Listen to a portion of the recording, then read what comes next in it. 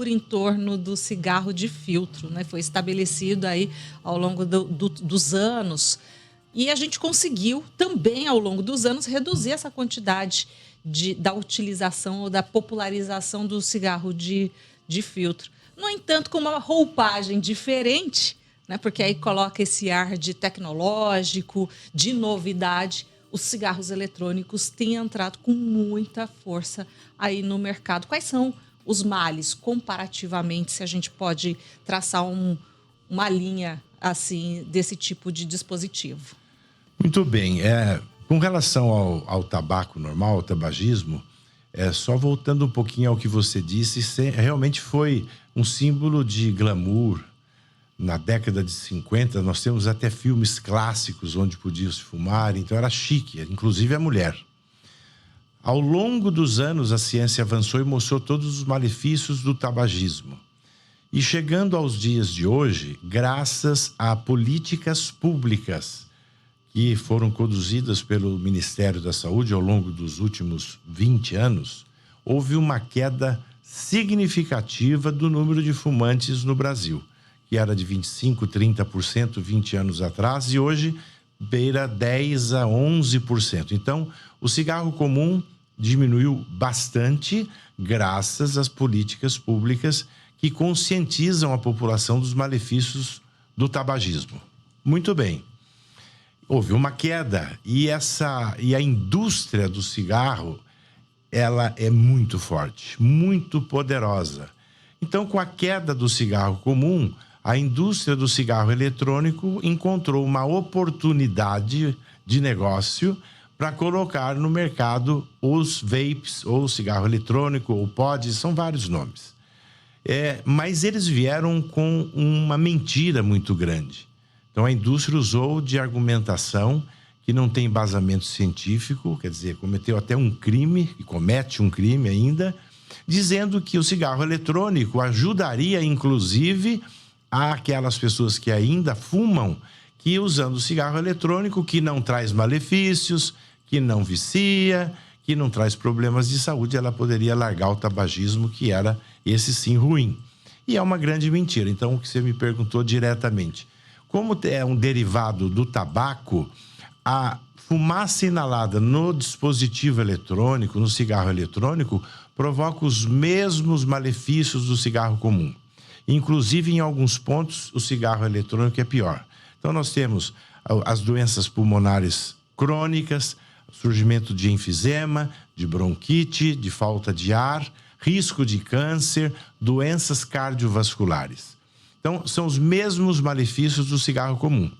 E aí tem duas coisas importantes que desmistificam isso e que tornam o cigarro eletrônico proibitivo. Ele contém uma concentração de nicotina.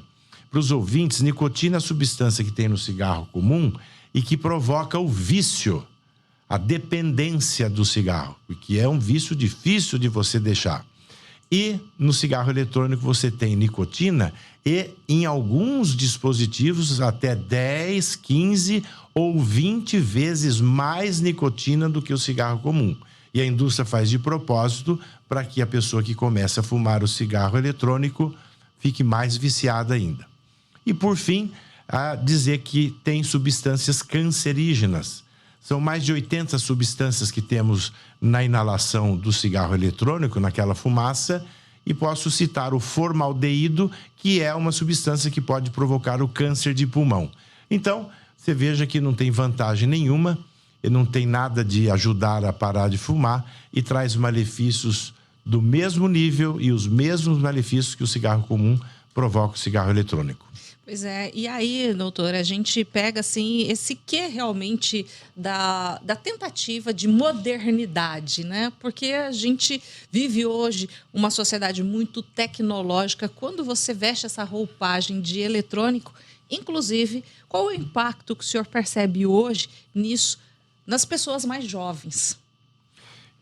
Isso é o marketing, a indústria, quando eu digo, o marketing é do bem e do mal. Eles fizeram um trabalho no mundo todo visando exatamente a população de jovens, porque hoje nós somos com a juventude mudada eletronicamente, está ligada no celular, na internet 24 horas por dia, E em todo o mundo, inclusive no Brasil, eu vou usar dados estatísticos americanos, porque nos Estados Unidos nós temos uma estatística muito mais eficiente do que a nossa aqui no Brasil. Nós temos hoje a disseminação do cigarro eletrônico, a maior parte, entre jovens entre 15 e 25 anos. E entre os jovens, pelo menos 80% deles já afirmaram que já experimentaram o cigarro eletrônico. Então, usando a internet, usando medidas essas que você falou, realmente de modernidade, para essa juventude que está aí logada 24 horas por dia, a indústria entrou nesse filão. Isso é uma preocupação imensa, porque, veja só, se você está tendo um aumento da utilização do cigarro eletrônico entre uma população jovem de 15 a 25 anos, nós estamos aguardando uma população daqui a 20, 30 anos, quando esses meninos tiverem 50 anos, por exemplo, ainda jovens, eles estarão doentes. Então, nós estamos com o cigarro eletrônico aguardando uma população de jovens que vão adoecer pelos malefícios do cigarro eletrônico. O senhor falou aí numa cronologia, né, de tempo, de 20 a 30 anos. Será que a gente chega a tudo isso, doutor? A ver essas consequências? Veja, os malefícios do tabagismo, eles vêm geralmente a longo prazo, no cigarro comum e também no uso do cigarro eletrônico. Longo prazo que eu digo, você precisa de alguns anos, porque ele, além de provocar o vício, então você usa diariamente, ele vai provocando as doenças, as lesões, tanto pulmonares quanto no sistema cardiovascular, ao longo do tempo. Então, por exemplo, o enfisema pulmonar, que aparece no cigarro comum, se você fumou desde os 20 anos, normalmente aparece a partir dos 50 anos. Enfisema é destruição do pulmão, lenta e gradual. Tem tosse, começa a falta de ar devagarzinho, e aí o quadro clínico vai aumentando. Então, essas doenças provocadas pelo cigarro eletrônico, eu não tenho dúvida que essa meninada vai chegar aos 50 anos, 60, doentes. Essa é a preocupação em todos os países do mundo, nossas também. E com um detalhe apenas, né? Se eles escaparem das doenças agudas e mortais que o cigarro eletrônico pode provocar. E podemos falar sobre isso também. Quais seriam essas, doutor? Essas doenças agudas Muito e imediatas, bem. mortais? Existem substâncias que a gente tem no cigarro eletrônico, nessa fumaça, que provoca um quadro de uma pneumonia aguda, uma pneumonia inflamatória extremamente grave, ou seja, isto provoca uma inflamação das vias aéreas, falta de ar, um fechamento das vias aéreas, insuficiência respiratória, o paciente precisa ser internado, vai para uma UTI, muitas vezes ele é entubado e vai para ventilação mecânica e pode morrer. Entre 2019 e 2021, nos Estados Unidos, morreram 70 pessoas com esta pneumonia. E ela tem um nome, chama EVALI. EVALI. Aí, para a meninada, para a moçada que está aqui ouvindo a CBN Saúde, dá um Google aí, como vocês gostam de falar, dá um Google em EVALI, E-V-A-L-I, e saiba o risco que você está correndo de ter uma pneumonia aguda e que evolui rapidamente até para o óbito. Olha só, né? Bom, doutor, a gente acabou de desmistificar, então, a primeira ideia de que o cigarro eletrônico, ele serviria exatamente para que essa pessoa que tem a dependência do cigarro de filtro, né, aquele cigarro comum, de deixar de fazer o uso do cigarro ou do tabaco, né? E ao contrário disso, né, tem seduzido cada vez mais jovens.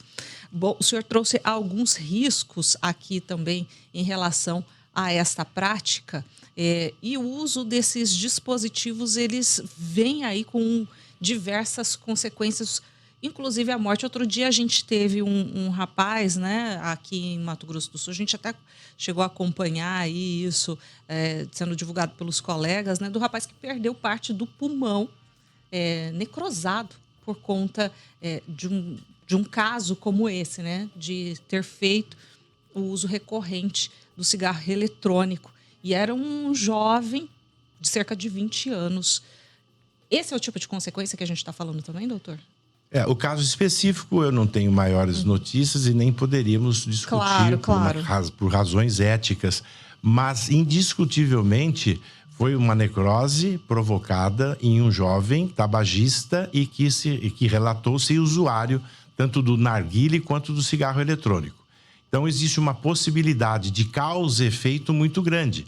No caso dele foi uma necrose de uma parte do pulmão, e essa necrose é a morte do tecido, então teve que ser retirada, e essa foi uma das situações. A comprovação técnico-científica depende de muitos exames, mas clinicamente, no mundo real, nós temos toda a clareza de que o uso dos dispositivos eletrônicos podem provocar doenças agudas, como a pneumonia e necrose, uma bronquite aguda, uma bronquiolite muito grande que possa levar até a perda de parte do pulmão, até às vezes de partes ou de um pulmão inteiro. Então isso tem acontecido. E isso vai ter impacto, é claro, na qualidade de vida, no tipo de produtividade que essa pessoa vai ter ao longo da vida, né? Sim, o pulmão, se o segmento for pequeno, o pulmão, Deus é sábio, né? Se você tiver que fazer uma cirurgia por uma outra doença e tirar metade de um pulmão, um lobo que a gente chama, às vezes até um pulmão inteiro, se tiver um câncer de pulmão, existe um aumento do pulmão que fica, chama aumento vicariante, que compensa um pouco. Mas não tem dúvida de quem perde um pedaço do seu pulmão vai diminuir a sua capacidade pulmonar e pode sim ter prejuízos na sua qualidade de vida. Houve uma deliberação da Anvisa, né, que é a Agência Nacional de Vigilância Sanitária, sobre a proibição da produção, importação, distribuição, transporte, armazenamento, comercialização e propaganda desses dispositivos eletrônicos para fumar. Ainda isso ocorre? Como é que o senhor tem acompanhado esse tipo de situação? A situação é gravíssima, porque primeiro é o seguinte, já está proibido há bastante tempo. Tem uma lei que já proíbe dispositivos eletrônicos há algum tempo. Então, o que aconteceu?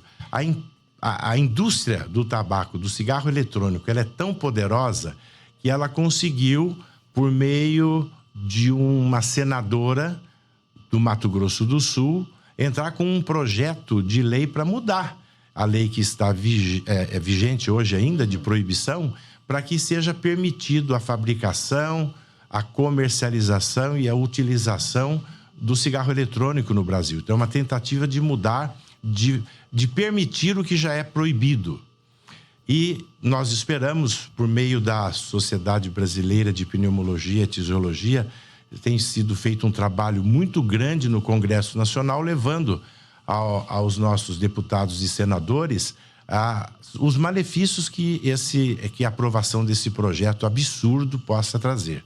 E ele foi corroborado, essa nossa articulação para mostrar os malefícios do cigarro eletrônico, veio também através da Anvisa, que ela foi provocada a dizer se poderia usar ou não essa substância, e aí a Anvisa, por unanimidade, proibiu a utilização do cigarro eletrônico por conter conscientemente substâncias que são nocivas à saúde, que além do vício psicológico e físico, pode provocar doenças gravíssimas como o câncer. Então, a Anvisa já desaconselhou e proibiu. Então, eu não vejo chance nenhuma desse projeto para aprovação ter sucesso, lograr êxito no Congresso Nacional.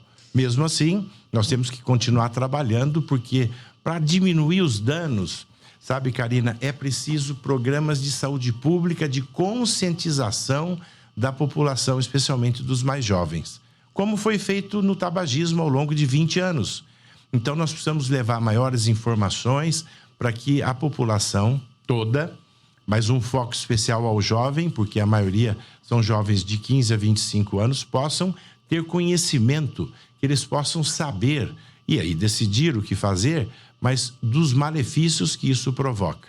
Então, nós estamos só aguardando que o Ministério da Saúde, que está um pouco nesse assunto paralisado, comece a trabalhar com políticas públicas nesse sentido. O senhor falando sobre essa questão, né, de como a sociedade, de um modo geral, precisa ficar vigilante também e cobrando que essas ações, de fato, elas sejam implementadas no sentido de garantir, né?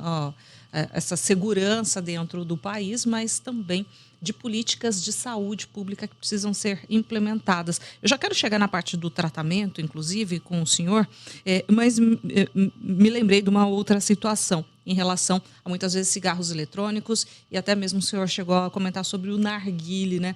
Muitos desses aparelhos, eles fazem utilização, inclusive, através da nebulização, né? Qual é o potencial lesivo, né? Porque antes a gente tinha só o cigarro de filtro, só não, que já era muito, né? Muito prejudicial. Mas qual é o potencial disso associado com essa inalação também, com essa umidade? Então, veja, o cigarro eletrônico, nós já sabemos, o narguilé, o arguile, é uma cultura milenar do povo árabe, que era para se confraternização, para eles se confraternizarem em grupos. E eles faziam, então, a utilização desse hábito de fumar através desse líquido, é chamado cachimbo de água. E ele é perigosíssimo, também derivado, provoca as mesmas doenças e, além de tudo, é anti-higiênico, não é? Porque, culturalmente, numa roda de 6 pessoas, 8 pessoas, não importa quanto, normalmente cada um deveria ter a sua biqueira, mas não é isso que ocorre. Todo mundo fuma no mesmo local. Então, imagina outras doenças infecto-contagiosas que a utilização do narguilé pode provocar. Mas caiu um pouco de moda, né? Já diminuiu um pouco. O cigarro eletrônico tomou conta com muita força, principalmente entre os jovens. Então, o foco tem que ser em cima mesmo do cigarro eletrônico. Uma vez essa pessoa decidida a buscar acompanhamento médico, tratamento, o que pode ser feito? Eu tenho 42 anos de medicina, de pneumologia. É muita coisa. E o que eu tenho observado nos últimos 5 anos, pelo menos? Eu nunca tinha visto isso. É um jovem de 20, 22, 24 anos marcar a consulta e senta e fala: doutor, eu vim aqui fazer um check-up. Eu falei: mas qual o problema? Você é tão jovem, forte, o que está acontecendo? Falou: é porque eu já fumei e agora eu passei já há uns 2 anos a utilizar o cigarro eletrônico. Eu tenho visto muitas notícias que ele faz mal e eu vim aqui para ver como é que está o meu pulmão, fazer um check-up para ver meu pulmão. Isso é ótimo, porque a gente tem a oportunidade de avaliar o pulmão, os pulmões desses jovens e mostrar para eles os malefícios e explicar. Então, veja, nós temos que, para poder avaliar a situação de tratamento, primeiro fazer um bom diagnóstico de qual é a situação pulmonar do sistema respiratório naquele momento. Como eu disse, os malefícios vão aumentando ao longo do tempo. Surgimento de enfisema, riscos de doenças cardiovasculares, da tosse, de falta de ar, de bronquite. Então, nós temos que cuidar disso. Então, você faz avaliação radiológica por meio de tomografias de tórax de alta resolução, que nós chamamos, e baixa dose de radiação. Nós avaliamos os pulmões através da espirometria, que é um exame que a gente vê a função pulmonar, e com isso a gente pode, a partir daí, oferecer o tratamento para aquelas pessoas que decidiram largar o cigarro eletrônico. E por ser um vício, precisa de apoio. Ao longo do tempo também, né, a gente escutou que o pulmão ele tem uma capacidade regenerativa, né, muito grande, a partir do momento que a pessoa ela decide, então, adotar outras práticas de saúde, mais especificamente. A gente pode falar disso também no cigarro eletrônico? A situação é a mesma. Após 5 anos, os riscos de doenças cardiovasculares, de câncer de pulmão, de enfisema vão diminuindo e nós consideramos que uma pessoa está livre dos efeitos, malefícios do cigarro comum ou do cigarro eletrônico após 15 anos da cessação do tabagismo. Aí ele passa a ter o risco igual. E esses jovens, essas pessoas que querem parar de fumar com relação ao tratamento, veja, não existe nenhuma pílula mágica para parar de fumar. Nem o cigarro comum, nem o cigarro eletrônico. Primeiro tem que haver a vontade. A pessoa, como está viciada física e psicologicamente, por causa da nicotina, repito, e olha que o cigarro eletrônico então tem mais nicotina que o cigarro comum, nós precisamos ajudar essa pessoa a libertar-se desse vício do cigarro eletrônico, primeiro, com a sua decisão. E a partir daí, você pode ter abstinência. Então, o que nós temos é um tratamento de suporte, de apoio. Existem remédios que diminuem um pouco essa compulsão, a vontade de fumar. Então, existem medicamentos que diminuem esses impulsos, diminuem essa falta que faz o cigarro para quem está deixando de fumar. E outra coisa que tem sido utilizada são os adesivos, porque os adesivos de nicotina, até cabe aqui um alerta. Tem gente que fala, eu quero parar de fumar, vai à farmácia e compra o adesivo e cola no peito. Ele não sabe nem a dosagem e ali você tem a absorção da nicotina para o organismo. E não é para parar de fumar. Então ele continua fumando e tem a nicotina do cigarro eletrônico organismo. E do adesivo. Então a nicotina vai aumentar esse vício. Para quem está deixando o uso do adesivo, vem liberar a nicotina não pelos pulmões e sim pela pele, para, vamos dizer assim, enganar o cérebro, preencher o espaço da necessidade de compensar o vício, porque ele está largando o vício do cigarro eletrônico e a nicotina pelo sangue engana o cérebro.